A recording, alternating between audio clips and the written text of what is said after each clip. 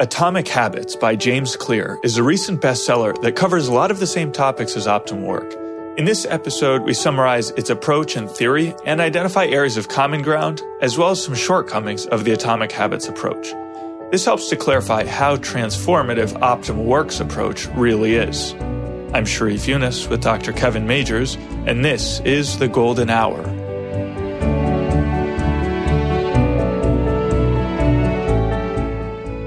Our online masterclass will help you solidify sound habits within a larger framework of ideals, meaning, and purpose.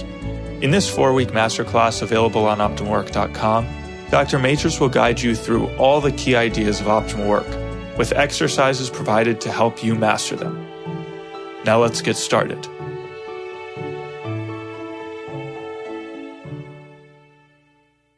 Hey, this is Sharif here with another episode of The Golden Hour, joined by Dr. Kevin Majors. Kevin, thanks for joining me again. Hey, Sharif, great to be back. Great. Well, I wanted to discuss a book with you today, Kevin. It's called Atomic Habits, and I know you're pretty familiar with these ideas. And it's something that I've actually referenced in recent podcasts, as one astute listener observed. But I thought today we could do a kind of deep dive into the ideas here. So starting with just basically presenting the ideas and then comparing them to our approach, because there's definitely a lot of overlap in what he's talking about. So I just wanted to get clear of the differences in the kind of advice that we give. And then if there's anything we can learn from his approach, but then how our approach, differs and what might be missing in his approach. Great, let's dive in. There's a lot of good in the book. So I think we start with, it's all about habits. So it's called Atomic Habits. And he sees as central to having a happy life, having good habits. Do you see that? Yeah, I think that probably there's a lot of variation in what it means to have a habit and for it to be good. So, I think, being good at flossing is probably not the same as being good at being generous. So there's a wide swath of things you can call habits. But in general, the idea that there's a lot of power in habits, hence like the atomic, they're small and they're somehow discrete, but there's also a lot of power contained in them, I think is a powerful insight. Yeah. And he has this, I liked his discussion at the beginning that when you start improving the habits, and he talks about things like exercise or eating healthy or morning meditation or waking up early, these kinds of habits that sometimes you don't initially see the benefits, but then cumulatively over time, they have a kind of compounding effect. So if you just change one thing, maybe you can get discouraged if you don't make the progress you think you should be making. But if you change 5 or 6 of these things, then those all work together and you start seeing a lot more progress. Yeah, he talks about is it the valley of despair or the valley of discouragement? The valley, yeah. Yeah. Where that you would think that if you're practicing a habit regularly, that it's going to get easier and easier every single time. And at first, it seems like it's not changing much at all. So, but if you stick with it, there's an inflection point, and then the habit starts kicking in more and more, and it gets easier and easier, way easier than you thought it could have. And so I think that that's a great insight, and because I think a lot of people give up on trying to change behaviors early because they feel like it's not coming easy enough, so it's just not me. I'm just not a morning person. I can't tell you how many people have written to us in some way or another and said, that they were so liberated by this idea that there's no such thing as a morning person. That, to the extent that anyone can become a morning person if they approach it the right way. And if you have good morning routines, those actually you get the same pickup.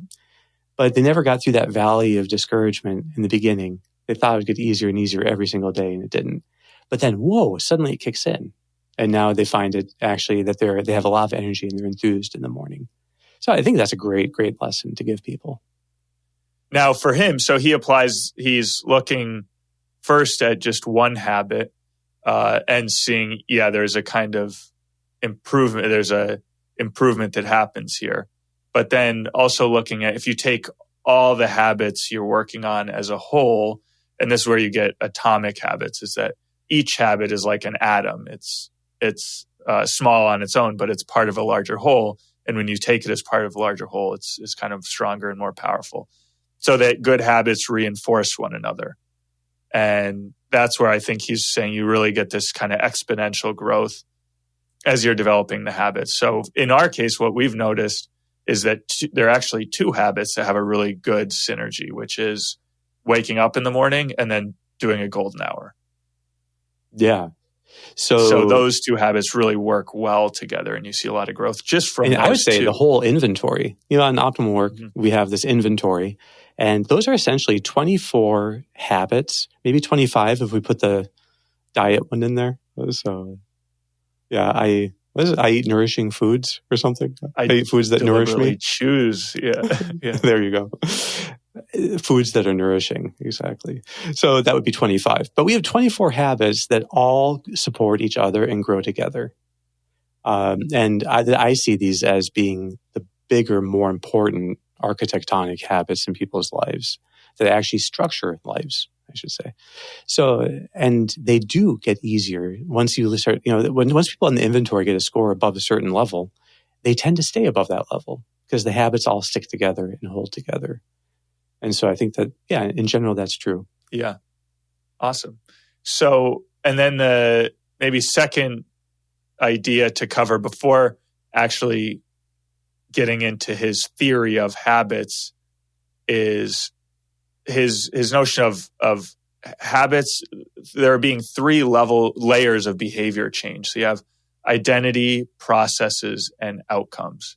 So at the core level, you have your identity, your kind of beliefs about yourself or what your values are. We don't use the term values. We talk about ideals because they're objective. You don't just get to choose what's good. And then you have processes, which is like the habits, your kind of daily schedule, your systems, whatever. And then you have outcomes, which is the result. And he says too often people focus specifically on outcomes, like I want to write a book or I want to get into the school.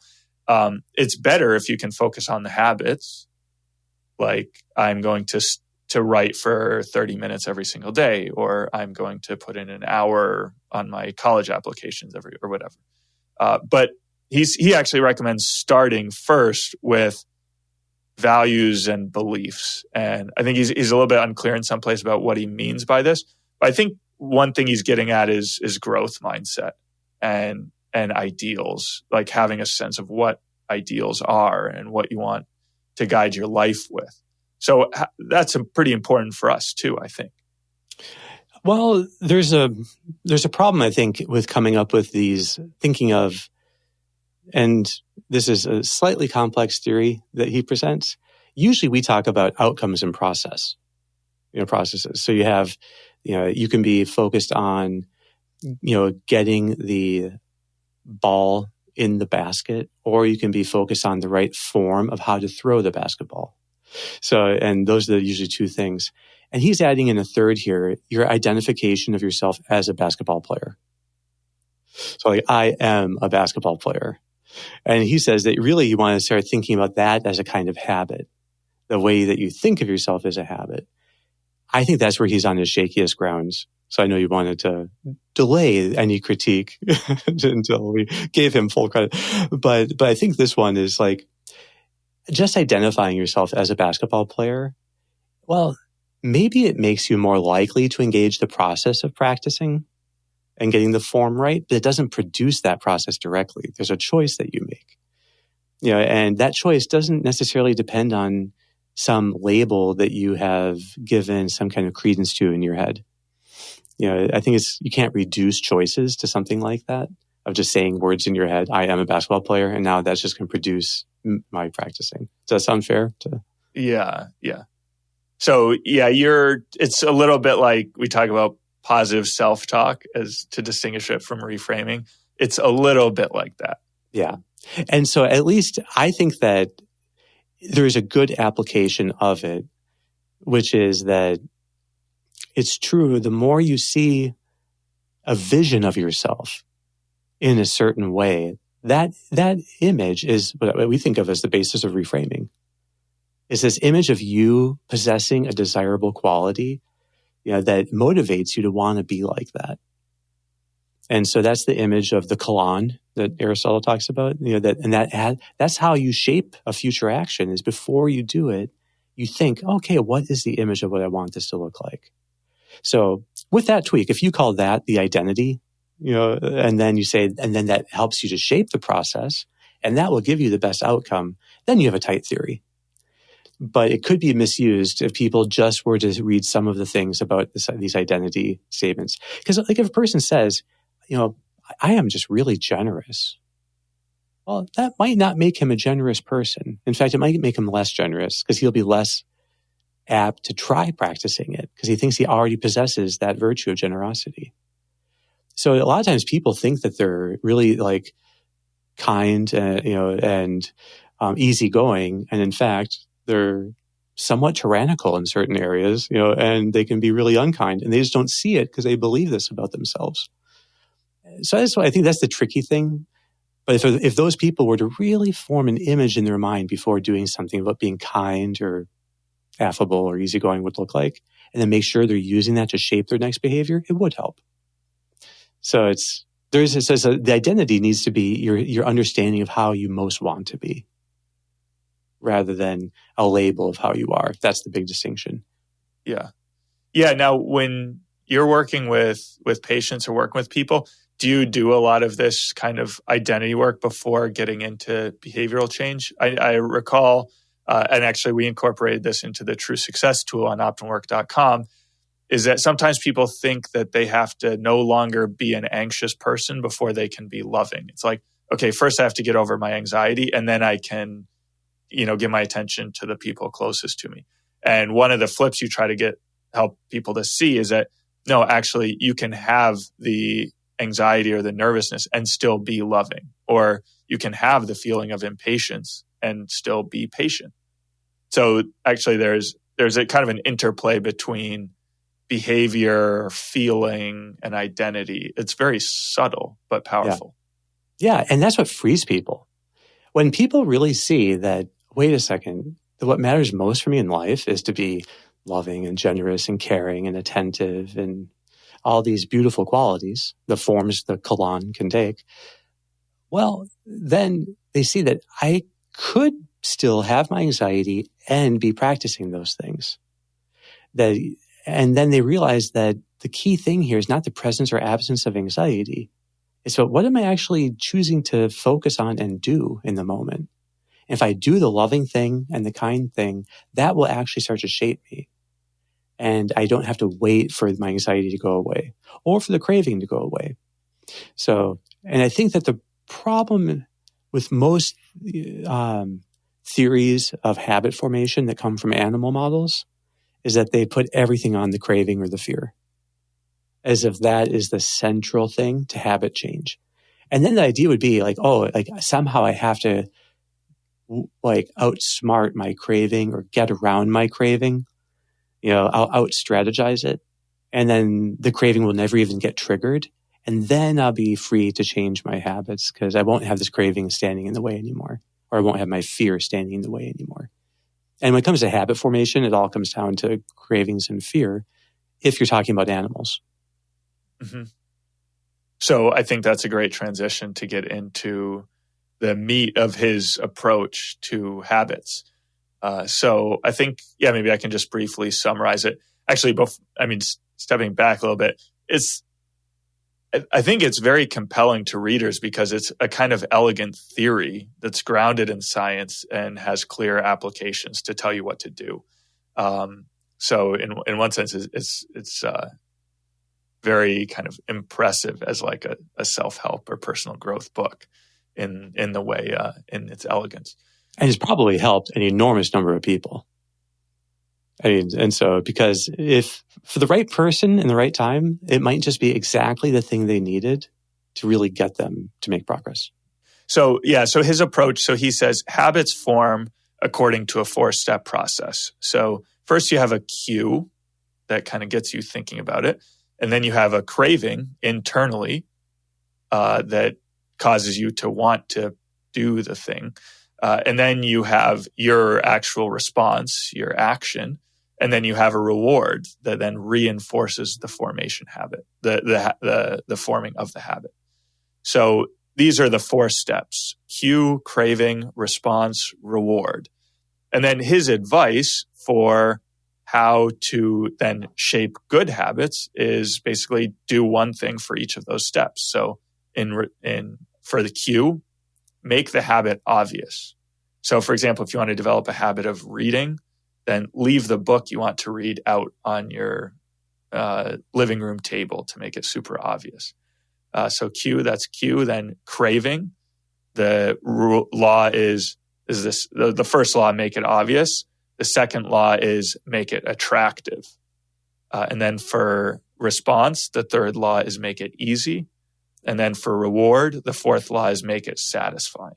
And then he has opposite. If you want to break a bad habit, there's inversions for each of those laws. So make it invisible, make it unattractive, make it difficult, make it unsatisfying.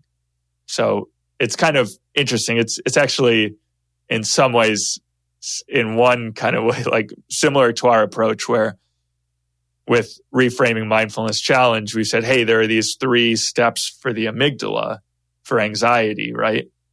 Detect the threat, sound the alarm, watch the response. And so to shape each of those steps is reframing mindfulness challenge. So there's kind of at some level, like a structural level, a similarity of how he's going about deriving his theory, I think. Exactly. And insofar as there's similarities, it's because we're trying to derive them from, actually in some ways, from the brain and animal models and how things work. So I think, I think you gave a great summary there of his idea. And if you apply it to an animal, you could see that, if you want to change a dog's behavior, let's say the dog keeps, jumping up on the couch and eating the potato chips. Well, okay, is the cue is that it sees the potato chips on the couch, and then, and that triggers a craving in the dog, and so the dog then does the behavior jumping on the couch, and then the reward is it eats the potato chips.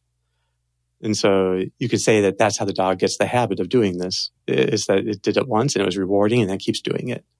And if you want to break that habit, then you have to undo each of those steps. And so insofar as it goes within certain limits, it has the benefit of seeming complete. But I would say it's not complete. So, but I think that people can get attracted to its seeming completeness. So, until it's like a model that fits tightly together. And they're like, well, wait a second. What habits does this actually apply to in humans? Like, I understand it applies to dogs, and okay, humans, it applies to drug use. Perhaps. But does it really apply? Is it actually, I think the more you apply it to human behavior, the less wise it gets. You remember what's the reward for reading? That he suggests, yeah. I think I may have given this as an example, like to have ice cream while you're reading, or after you're reading, or something like that. Yeah, so that's the problem. Is if you think of cravings as being the ultimate driver of human behavior, and somehow being the necessary engine of human behavior, the way they are for animals, then you're going to say, so really what he's doing is substituting another craving. That you have to crave the reward more than you crave this other thing. So, and that all you have are cravings, and it's because cravings are always for tangible, physical things. You don't have cravings for spiritual things. And by spiritual, I mean anything that is not tangible. So you never have a craving to be generous or a craving to be kind. Maybe in some ways you crave a bond with someone, but you don't crave being loving with that person in the same way, especially not being what you call charitable, being kind of selfless and self-forgetting and self-giving, that you don't crave. And so all the real human goods, which come from human ideals and human bonds, you don't have cravings driving the formation. And those are all habits. And in fact, those are the only meaningful habits that we have, are the ones that create a human kind of fulfillment and thriving. So because he's dealing with cravings as the ultimate basis for his whole model, because the cue triggers the craving, the response is to fulfill just to satisfy the craving, and the reward is the satisfaction of the craving. Because of that model, he's chained to cravings. It's like he's put everything into cravings being the driver and so that means he's chained to satisfaction. And he's chained then to a completely left brain approach to motivation. Because the only thing the left brain understands in motivation is satisfaction. And I think the right brain understands fulfillment and completeness of life and what it means to be meaningful. And those things don't operate in the same way. So insofar as humans are shapeable by these laws, it's particularly insofar as they're in a left brain kind of structure that they have. And so the left brain then, when it tries to change behavior, will only try to do strategizing, because it doesn't actually have reframing. That's a right brain thing. It doesn't have mindfulness, which is a right brain thing, or the stretch challenge, which again is a right brain thing. And so what you see in his model is actually a very interesting way in which you have a completely left brain account of behavior change. Yeah, absolutely. And I think one thing that is very absent, for example, is any discussion of, hey, what habits should you do? So it's like, because he presents it as though, I don't know, either it's obvious, like you're just supposed to know what habits you're supposed to do, which is true at some level. I think that people who habitually sleep in probably know at some level. They're like, well, yeah, I probably should wake up when my alarm sounds.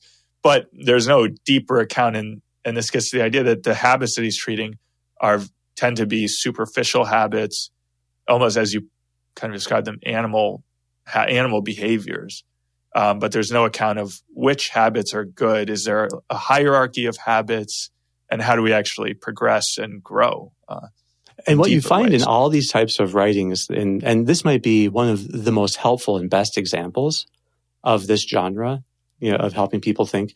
I think it's better than, there are some models out there of discussing how to grow in willpower, where it comes down to eating more sugar, which has to be the worst idea ever, because of some supposed interpretation of Israeli judges who needed sugar in order to have better verdicts. And it's like, that to me was that's the epitome of bad advice. You don't grow in willpower by having glucose. But what happens in these kind of books is that whenever they leave some kind of thing as obvious, like, well, how do you know which habit? It's just obvious. It means that they're sneaking it in, because it's actually not part of their model. And so they will have recourse to it just seeming obvious. Well, of course love matters. Of course relationships matter. Well, how does your theory give rise to that? Aren't the bonds we have with others habits? But there's no sense of that, right, in the book. Because because this is based on cravings, there is no concept of love. And there's no real concept of bonds and what higher order habits look like. So at the most, you have skills. And that's about as far as the left brain can get in strategizing. It can think of skills to strategize. But what the reframing adds beyond just skills is the image of the good, which is the ideals of how you want, what kind of person do you want to grow into? And then even more than ideals are bonds. Because the highest ideals, as you start getting into being understanding and being forgiving, well, all of that are just ways more and more purely of being loving, which is about bonds and indirecting it to bonds. And so those are completely right-brained, and those are not about satisfaction at all, but they are about fulfillment or some kind of deeper sense of growth. And then reframing is what gives you the next step, which is mindfulness. That as you're seeing these things that you want to grow in that are real, because ideals are real and bonds are real, you open up to the whole of reality to say, bring that you can accept it. And that means what you're feeling in the moment, the emotions that you have. Interesting that there's no role for mindfulness in his. That would have been an easy habit to incorporate. Yeah. But there's he talks about the habit of it's good to meditate in the morning. Yeah. But then it's just treated as another habit. Yeah. It's obviously good to meditate. So you'll sneak it in. But I think that it's much more crucial to behavior change in general, right? That you learn to be mindfully aware before you automatically act. You be mindfully aware of what you're feeling if it's being driven by a feeling. But not all automated actions are driven by feelings. Sometimes it's just overlearned behaviors. Yeah, and so that I floss after brushing my teeth isn't, it's like that's just the pattern I've always done. It's like when I put my shoes away, I tend to put the right ones higher and the left ones lower into a little shoe caddy. So, it's just okay, but that's not like a meaningful habit. But it definitely is a consistent behavior that I do. It is a habit, but there's no craving. I think that mindfulness is like an extension of a reframe. Like to reframe, only humans reframe. Animals can't reframe. To be mindful, only humans are mindful, right? Animals can't be. And then to have the stretch challenge is actually mindfulness of the whatever the stretch is. It could be a craving, but it could also just be a stretch of effort. That then gets continued through time. And so it's like you stay mindful and you keep it up and you try to keep it higher and higher. So as you do the task. But that kind of quality challenge is also a completely human thing. So I think that what's distinctly human, which is reframing mindfulness and quality challenge, is specifically left out of the model. And so what you're left with is a way of accomplishing, if you have already a reason why the reframe, and the presence of mind and attentiveness, and can embrace the challenge, then you can use these as ways of strategizing. And so I think this is what the strength of the book is. The book gives us strategies for building, for actually changing particular habits that can't guide you as to which habits to try building or why. Well, I think that's a great way of kind of getting to the core of things. So, and we're kind of basically at the end of our time. So I don't know if there's any other points that you want to discuss or any final points you want to leave us with. No, I think what's just the best part of the book to end on a good note is that what he does have, which is right-brained, is the idea of a growth mindset. So, and that people can change and we can improve our lives. And so even though I would say he goes about it in a kind of left-brain way and leaves out the distinctly human, it still is a powerful message of the possibilities that lie within human nature and for us to be able to change ourselves. And I think that is an encouragement that everyone should take to heart. Awesome. Well, hey, Kevin, thanks so much for joining us and shedding light on this very influential book. No, and thanks so much for your work of really helping me to understand it and summarize it. So thank you. Of course. Okay, great. Well, we'll be back next week. Well, thanks so much for listening. I hope you enjoyed the episode. Don't forget to check out OptimalWork.com for a set of online tools to help you engage challenge in your life.